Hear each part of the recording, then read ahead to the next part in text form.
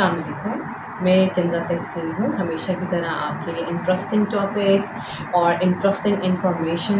लाती रहूँगी, और जैसे कि हमेशा से मैंने आपके लिए हमेशा से इंफॉर्मेटिव टॉपिक्स लाई हूँ, मज़े मज़े की इन्फॉर्मेशंस लाई हूँ, जिसने आपको एंटरटेनमेंट भी दिया है, जिसने आपको अवेयरनेस भी दी है, जिससे आप मज़ीद on daily basis you are getting your mind more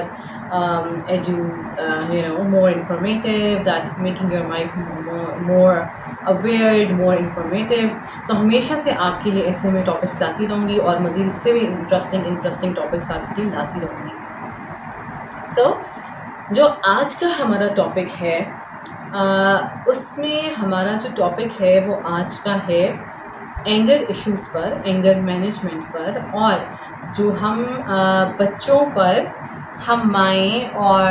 usually माएँ भी और both parents, husband and wife, हम यूजुअली पेरेंट्स क्या करते हैं कि बच्चों के ऊपर उनको मारपीट का शिकार करते हैं. अपने गुस्से, उनके एंगर इश्यूज़ इतने बढ़ जाते हैं, या उनकी घरेलू टेंशन्स, या अगर जॉइंट फैमिली में है तो दे आर रिप्रेस्ड, और फिर जब वो एंगर निकलता है, वो जो रिप्रेस्ड थॉट्स निकलती हैं और वो इस तरह से बच्चों पर निकलती हैं, उनको मारपीट कर. अगर बाप परेशान है तो उसको समझ नहीं आता कि वो किस पर निकाले, और पेरेंट्स के लिए शायद उस वक्त वो ऐसा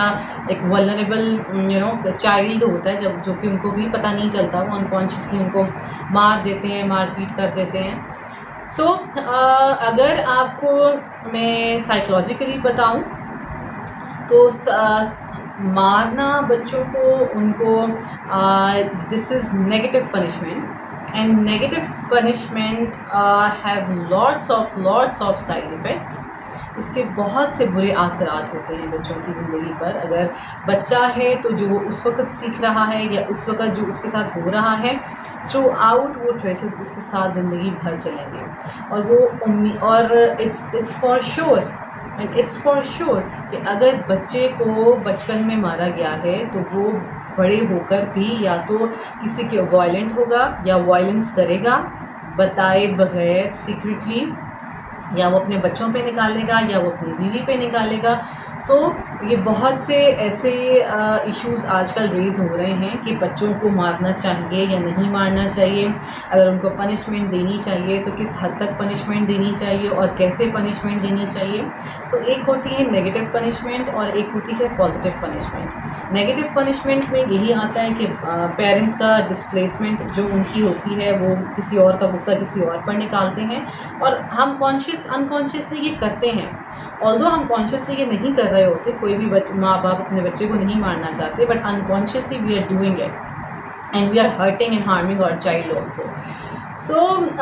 साइकोलॉजिकली इसके बहुत से बुरे असरात हैं, क्योंकि हमारे पास जितने क्लाइंट्स आते हैं, they usually complain about this, they usually से दिस थिंग कि बचपन हमारा इस तरह गुजरा कि जिसमें हमने बहुत मारपीट देखी है, हमें मारपीट बहुत पड़ी है, जिससे हम दब गए, जिससे हमें हमारी थॉट्स रिप्रेस्ड हो गई, हमारी पर्सनालिटीज़ रिप्रेस्ड हो गई, और वो थ्रू आउट उनकी शादियां भी हो गई, थ्रू आउट उनसे उनकी ज़िंदगी के ऐसे मामलात होते हैं कि उनसे असाइनमेंट्स टाइमली सबमिट नहीं कराई जा रही, और कोई भी उनका जब वो प्रोफेशनली